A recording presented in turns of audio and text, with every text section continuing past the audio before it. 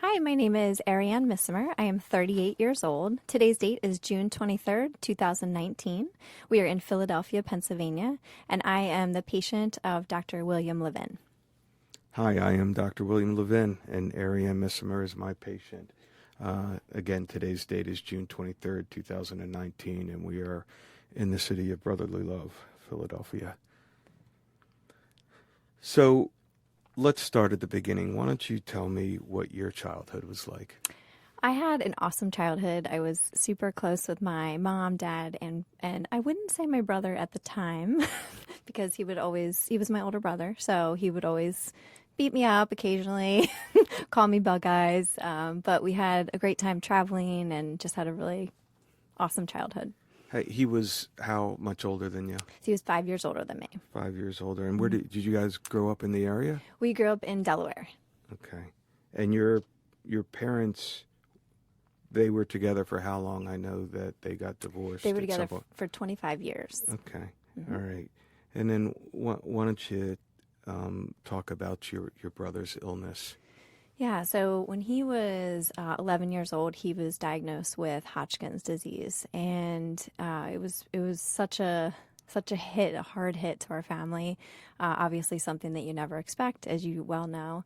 And he was misdiagnosed, so it was just such a hard path. And then he ended up going to Johns Hopkins, and because I was so young, I wasn't able to visit him. So my mom and dad were staying at the hospital, and I was living with my grandparents. And so I would go there, and they'd say, "All right, you can see him for just a few minutes." And I remember this one time when he came down, and he we hugged, and I was so excited to see him, and he was too sick and had to go right back up to his room.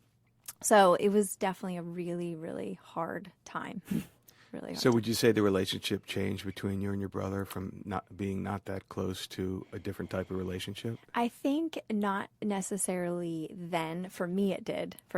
Because I watched him just fight such a hard battle.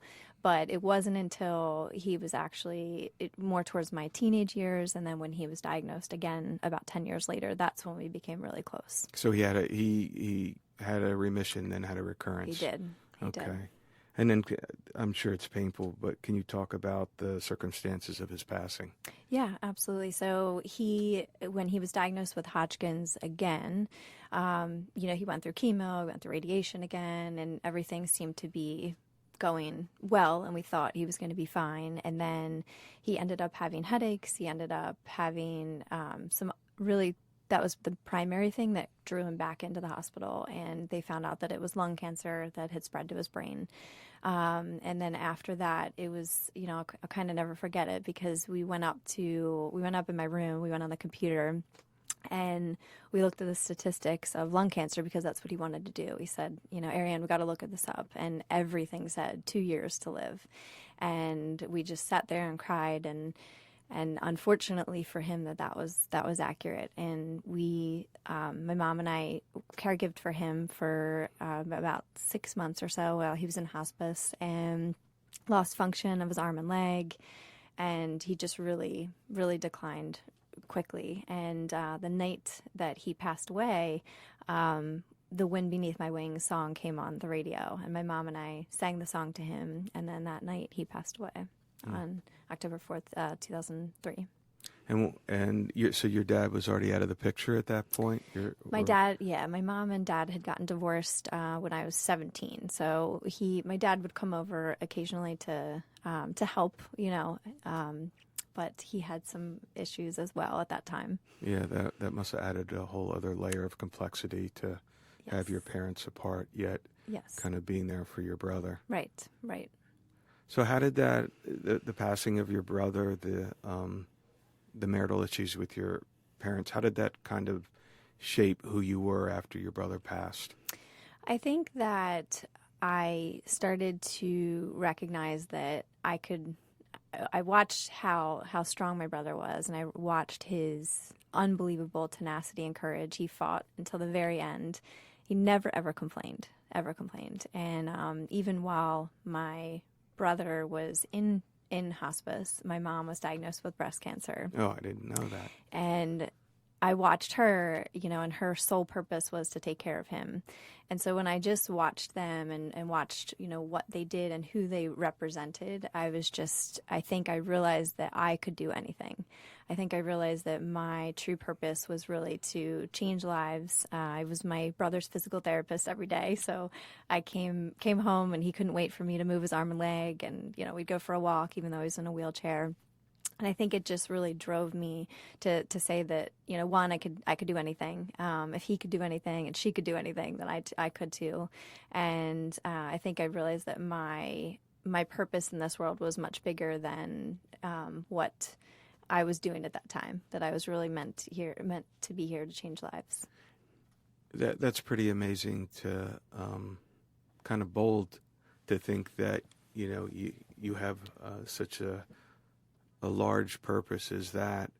Did you, getting back to you growing up, were you a pretty fearless kid, or did you think about the world outside of yourself when you were younger, or this was either a direct result of these illnesses? I think a little bit of both. My mom always said I was very naive because I always thought that everyone was so kind and everyone was going to help me and the world was great. And I still believe that. Mm-hmm. She would laugh at me for that. But I think I always just loved life. I always was very active. I loved to be involved in things. I loved people.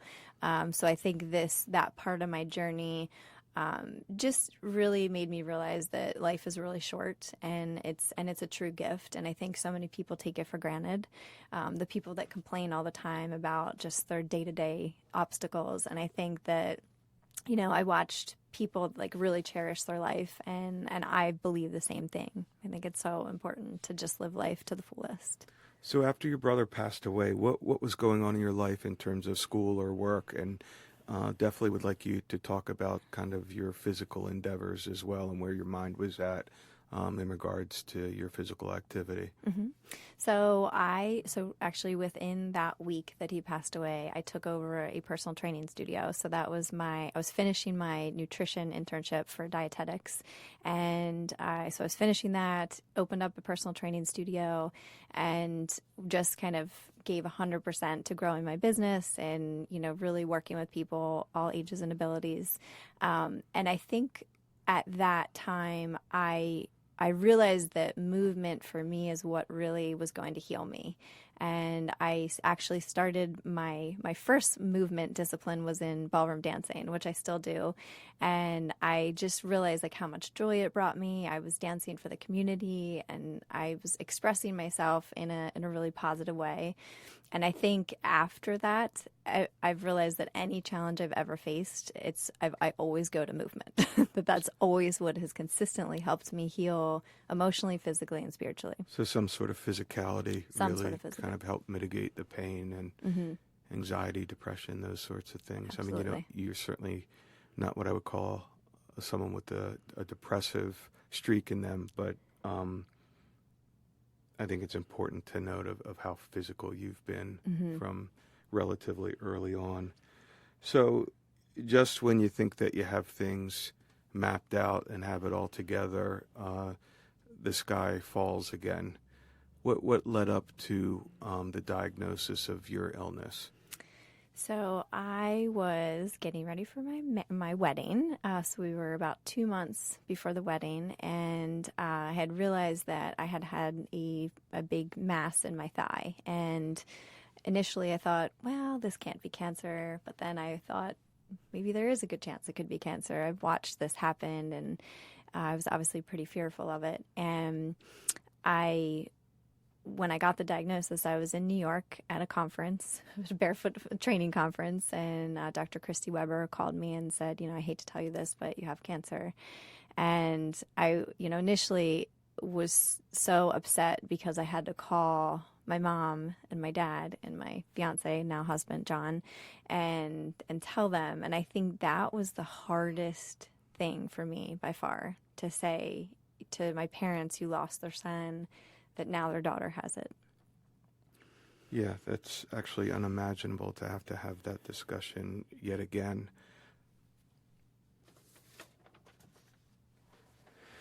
So I was, and I am your radiation oncologist, the physician that administered your radiation treatments. And I was trying to think the other day when we actually met. Had you already had chemotherapy, or you were just going into that? So I'll never forget it. So the first time that one of the first appointments we had was actually with you because the initial treatment was supposed to be for radiation. And my mom and I were going to all the appointments together, and we were obviously devastated. And I remember when we left the appointment with you, just how good we felt. And we just said, wow, he's so amazing. And might make me cry. But Tissues over here. but just how empathetic you were and genuinely concerned about me as a person, not just the tumor. And that was before we were even going to work together. And so we both left feeling, wow, we feel so good about this. This is going to be our doctor. And then they switched to chemotherapy because I had The round blue round cell, the component. That's right. Right. So there are certain kind of indications based on the way the cells look under the microscope where we say, no, we should start with chemotherapy first. That now it's all coming back to me. Right. Because I was trying to remember whether you had your beautiful blonde locks or Initially I did. or you look more like me. So, but you pull it off better than me. And, then so after I finished chemo that first round, we came back to you for the plan, and you had talked about, you thought proton therapy was a good option. And again, we kind of walked away feeling like, all right, this is going to be great. And I think some of the questions I'd like to ask you is just, I haven't met many doctors like you in my life, nor do I think many people have. And I'm curious to know, why did you become a doctor? And then maybe a little bit more specifically, why radiation oncology?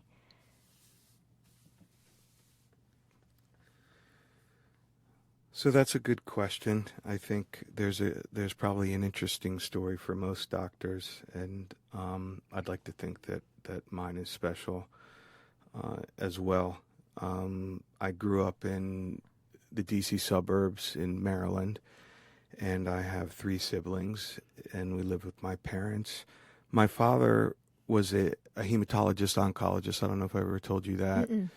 And so, he was just starting practice in Maryland, and he was out on his own, and he was really hustling, trying to build the practice. So I almost never saw him growing up.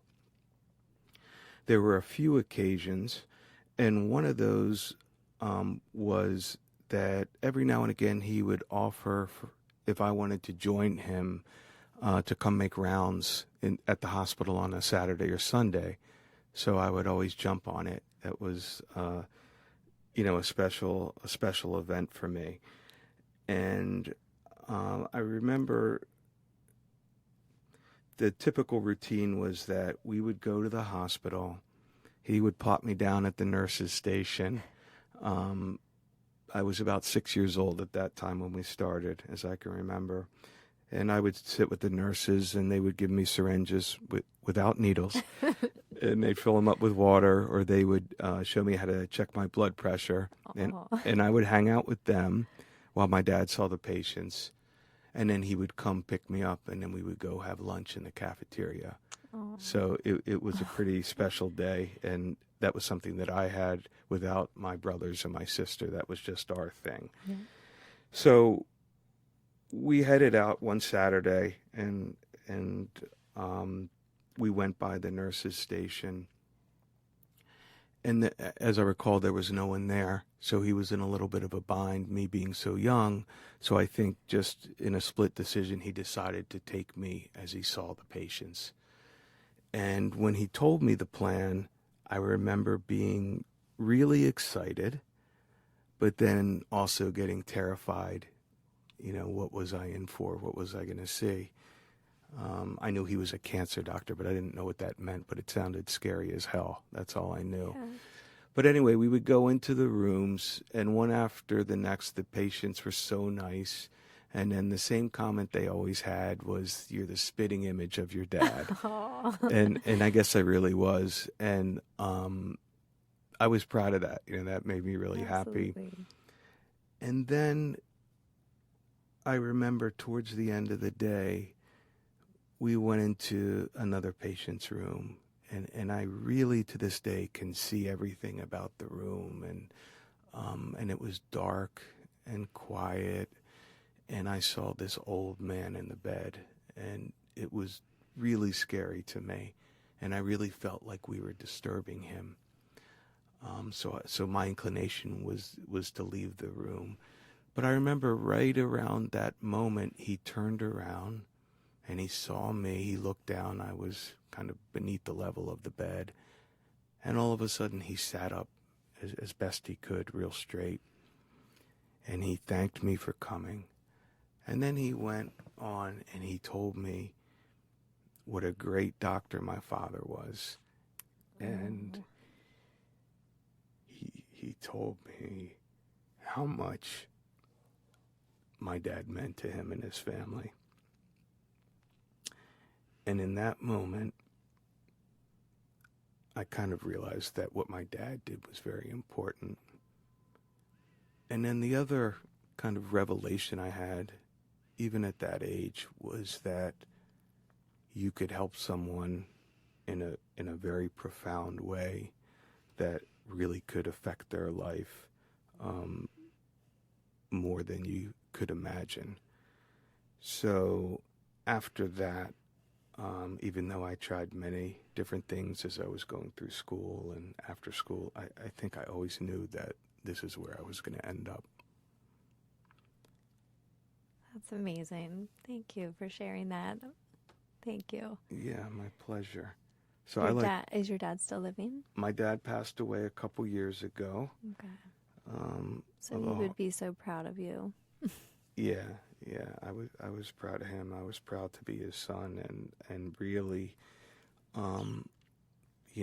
patients tell me, at least some of the patients tell me, that one of the things that that they like about working with me is that I speak in plain language and I'm real, and I definitely think that I modeled that on my dad and kind of channel his being when I'm in the room with the patient. So I had a good mentor for that. And I think that is something that you do really, really well, is that it's not just about the treatment, that it's about the person. And I think that anyone that's going through cancer treatment and many other conditions, I think that that's the most important part, is how you speak to someone and how you communicate and how you make them feel. Because I think that it's not just about which drug to do and, which treatment. It's really so much more than that. And I think that every patient that you interact with, especially me, or at least in my experience, I feel like that's what you did, is you really looked at me like a human being and what's important to me and all those things. So you're pretty amazing. Thanks. I got lucky. I got lucky too. More than lucky. Blessed, I think, and we'll talk about that. But as I tried to recall our first meetings, I just remember there are a couple things that I remember. Your piercing eyes, and I was trying to remember what color are they? What color? Green. They're green. Okay, I don't think I've ever gotten that close and up in your grill to look at the color, but anyone that knows you know that your eyes are mesmerizing. So that was one thing. But then I also remember your energy, and that's not a way I normally talk kind of new agey about energy, but the older I get, the more I try to be receptive to people's energy, both good and bad, and yours clearly was exceptional. So I remember we were kind of mapping out the game plan. And again, I don't remember at that point whether we knew. I guess we didn't know about that you were going to need chemo first, but at least we were talking about the options.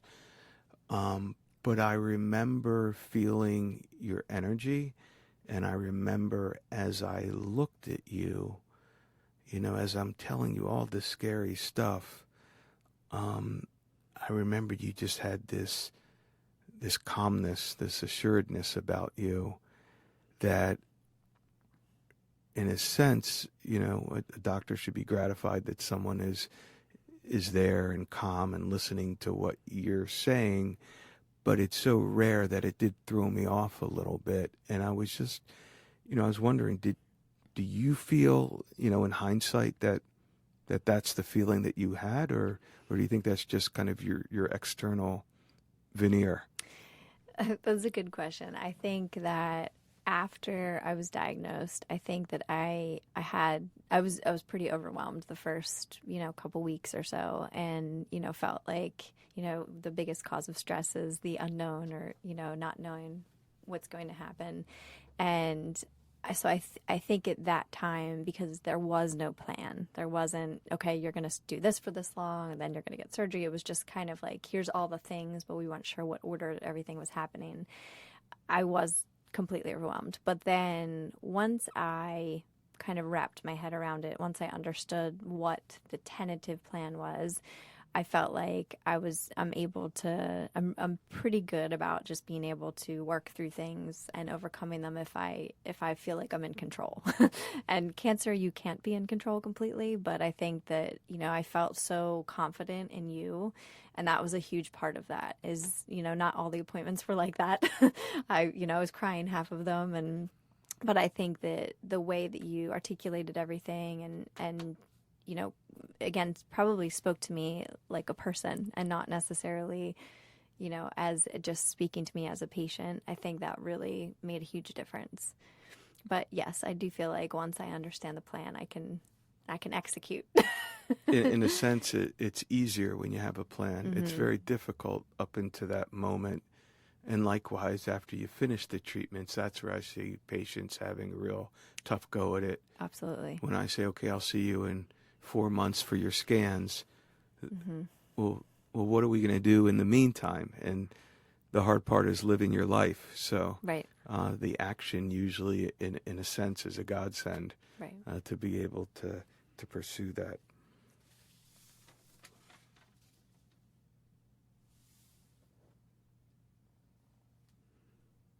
So another part of a big part of our discussions kind of relates back to who you are, a very active person. Mm-hmm. And we had a lot of discussions about, would you have limitations both in the short term as well as permanently, and then continual questions on what could you do during treatment versus what I wanted you to stay away from.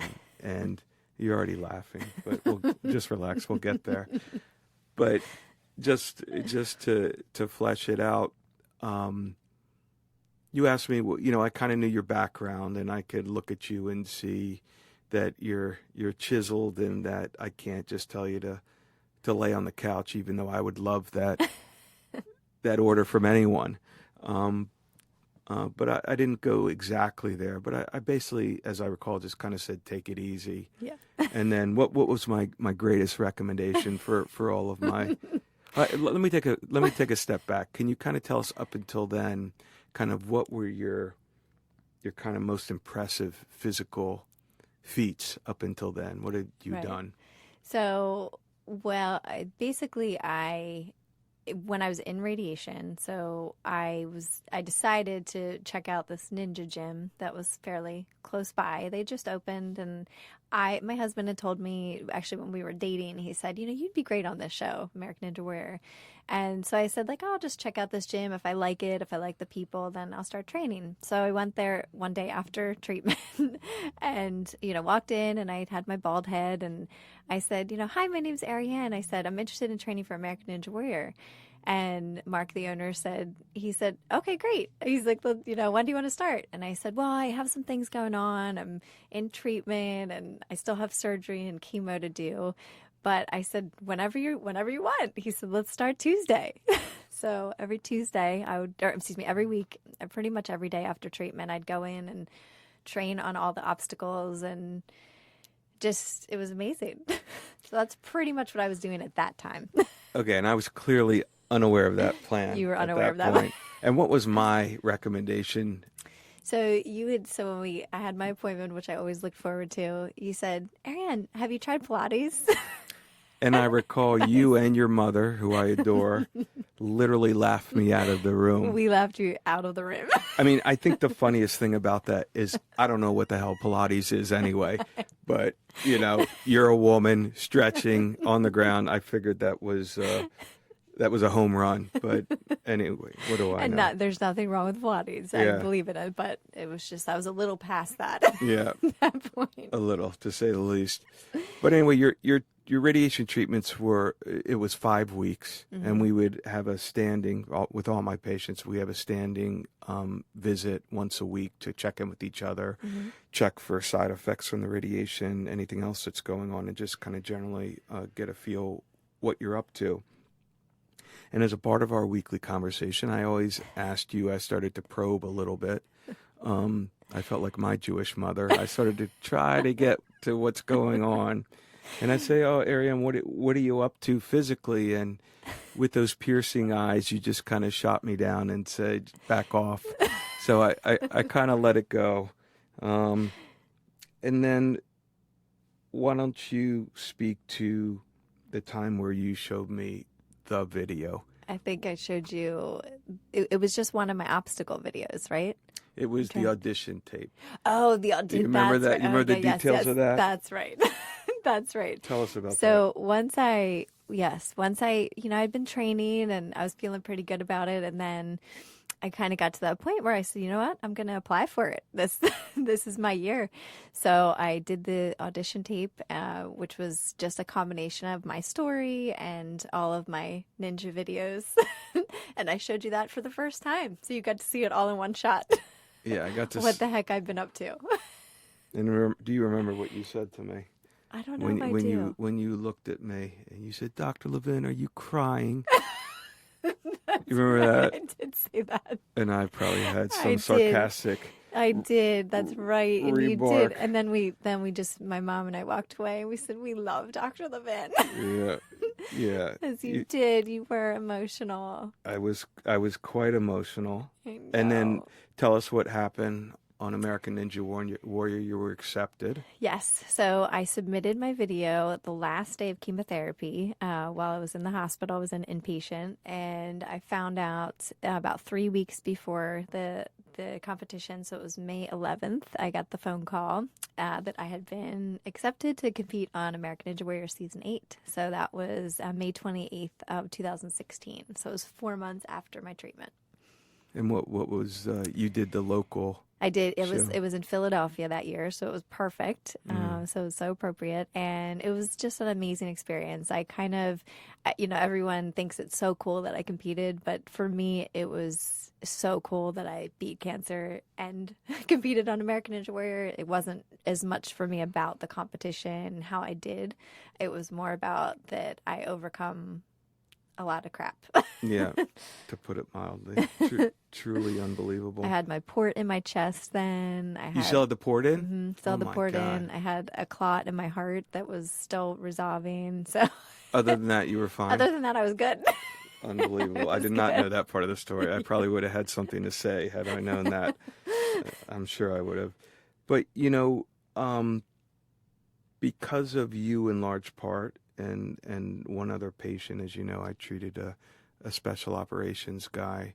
Because of the two of you, kind of the light bulb went on that what we're recommending is completely wrong. To tell people to sit there, to take it easy, to lay back while we beat you up with the chemo and the radiation and so forth. And really now the evidence is starting to be revealed that certainly physical activity has anti-inflammatory effects. We know that it helps with stress and anxiety reduction. We know that it helps reduce pain, helps with sleep. So really kind of based on you guys, I really started to explore the idea of integrative oncology and the idea of treating patients as the whole patient, You know, it's kind of a cliche, but when you boil it down to some of these interventions that we can utilize, it really becomes clear that the patient can benefit well beyond just the physical destruction of the cancer cell. And so that's kind of been my passion, really in large part because of you, to try to develop this integrative oncology program at the University of Pennsylvania. And we did, as I think you know, we did an art therapy study, I know. which is about to be published for stress and anxiety reduction. I'm very interested in, we do virtual reality with mindfulness meditation and biofeedback. We're going to start a nutrition series, and I really feel like that is where oncology care is headed, to really kind of be very holistic and comprehensive, to kind of hit all of these issues with each patient and try to really augment kind of the physical toll with some of these other modalities to help them get through, and then, like I said before, even beyond into the survivorship phase of their life. What are you up to these days? So I think that's why we get along so well on many levels. But my whole life has been, helping people move better, heal through mindset, nutrition, and movement. And I've also opened up an integrative health center. So I focus on physical therapy, nutrition, and movement. But the biggest aspect, like to me, is helping people heal through all of that. And I think, somebody that has cancer, for example, it's, I see so many people that just stop doing everything that they're doing. They don't work, they don't exercise, and, you can just see because I work with a lot of patients as well, you just see the decline, and they, they feel less motivated, and they don't have any purpose, and they're not moving, so that's helping them with so many of the things you discussed. So I just think I've always believed this my whole career, is just working with the whole person. And it does sound a little bit cliche, but you can't just look at, no system what works alone. So you can't just focus on one system and expect the human body to heal the way that you want it to. So I think it's amazing what you're doing, and you know how supportive I am of it. And I think it's so good to be driving that, because I think it's what all hospitals and, not just oncology need to be looking at. So I think it's amazing that you're doing that. Yeah. Again, that was really prompted by kind of what you were up to. So thank you. And, again, getting a little bit spiritual, or I don't know what, new age, but I kind of feel like our paths were meant to cross, and that we both help each other in many ways. And if I were to describe you, I think that you're a warrior and an angel here on earth, all wrapped into one. And I know that my life is better because I know you.